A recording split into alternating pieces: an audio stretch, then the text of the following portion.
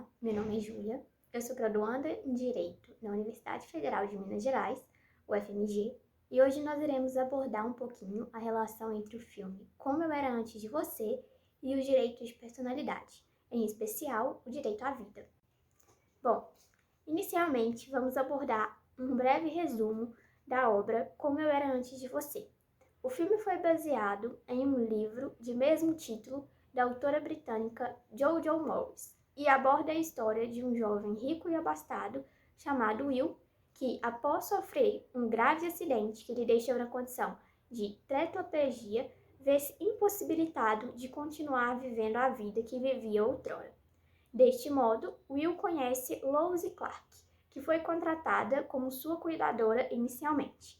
Após perceber que Will, vendo impossibilitado de praticar esportes, viver a vida de aventuras que vivia antes do acidente, e devido a essas circunstâncias acaba perdendo o interesse e a vontade de viver, Lois decide recuperar em Will a paixão pela vida que ainda lhe é possível. Nesse enlace, acaba surgindo um sentimento afetivo entre ambos, o que acaba por despertar no público a expectativa de um final feliz. No entanto, Will afirma a sua vontade em dispor de sua vida a partir de um procedimento de suicídio assistido realizado na Suíça, país no qual a legislação permite esse tipo de procedimento. É preciso diferenciar os termos suicídio assistido, eutanásia e ortotanásia. No suicídio assistido, a decisão é voluntária e parte do próprio paciente. Este, com a ajuda de uma equipe médica preparada, irá aplicar em si mesmo uma dose letal de medicamentos e, deste modo, colocar fim à sua vida. Na eutanásia, a dose letal de medicamentos é aplicada pela própria equipe médica em decorrência da situação do paciente e a ausência de perspectivas de melhora. A ortotanásia, por sua vez, além de ser o único procedimento permitido pela legislação brasileira, não consiste na interrupção da vida humana, e sim na interrupção do tratamento e manutenção de máquinas e equipamentos que estavam possibilitando essa existência de modos artificiais e excessivamente custosos ao bem-estar do paciente.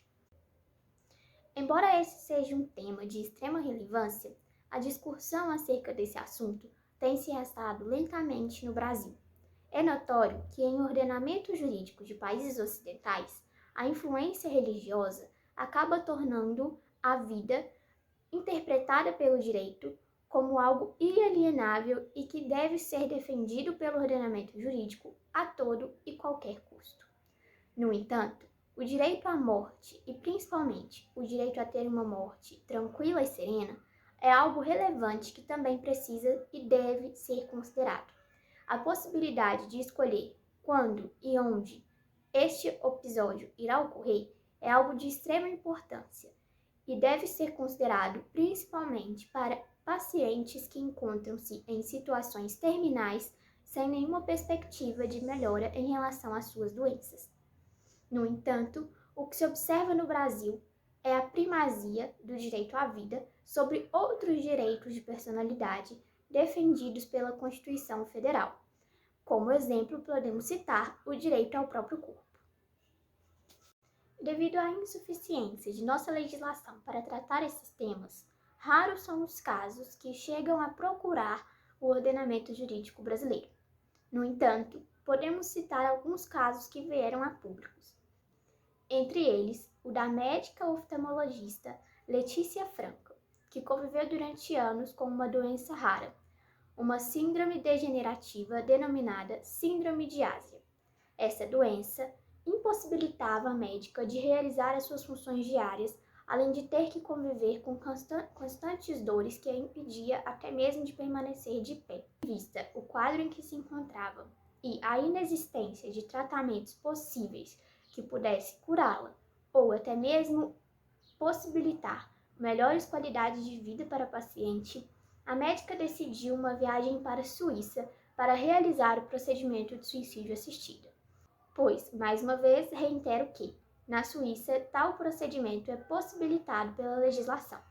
No entanto, a médica acabou desistindo após o apelo de seus pacientes e de sua mãe. Ademais, podemos citar também o caso de Jack, que também ficou conhecido publicamente. O menino foi diagnosticado aos 4 anos com uma síndrome metabólica degenerativa que o impedia de falar, andar e enxergar. Os médicos não viam perspectiva de melhora. Não havia tratamento e nem cura para o quadro em que Jack se encontrava. O caso veio a público em 2005, quando seu pai, vendo o sofrimento no qual a criança era submetida diariamente, cogitou a possibilidade de recorrer à justiça brasileira e pleitear a possibilidade da realização do procedimento de eutanásia para a criança. No entanto, devido à repercussão midiática negativa do caso e a oposição da mãe do menino, que chegou a se separar do pai de Jack, o pai do garoto acabou desistindo da possibilidade e não chegou a procurar a justiça brasileira. Em 2017, Jack veio a falecer aos 16 anos de idade. Paralelo a esses casos, vários episódios não encontraram apoio no ordenamento jurídico brasileiro.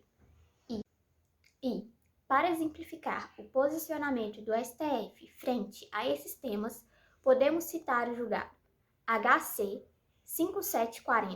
5740-12658, segundo o qual um médico, frente à situação de um paciente que sentia dores constantes e o tratamento não apresentava nenhuma perspectiva de cura ou melhora, optou por interromper o tratamento e os medicamentos que estavam sendo ministrados ao paciente. O STF considerou o procedimento como eutanásia e o médico foi condenado por homicídio privilegiado em decorrência da omissão. Deste modo, podemos perceber o quanto o nosso ordenamento jurídico ainda é insuficiente para abarcar esses temas e o quanto precisamos avançar na discussão acerca do direito à vida para que este inclua também o direito a uma morte boa.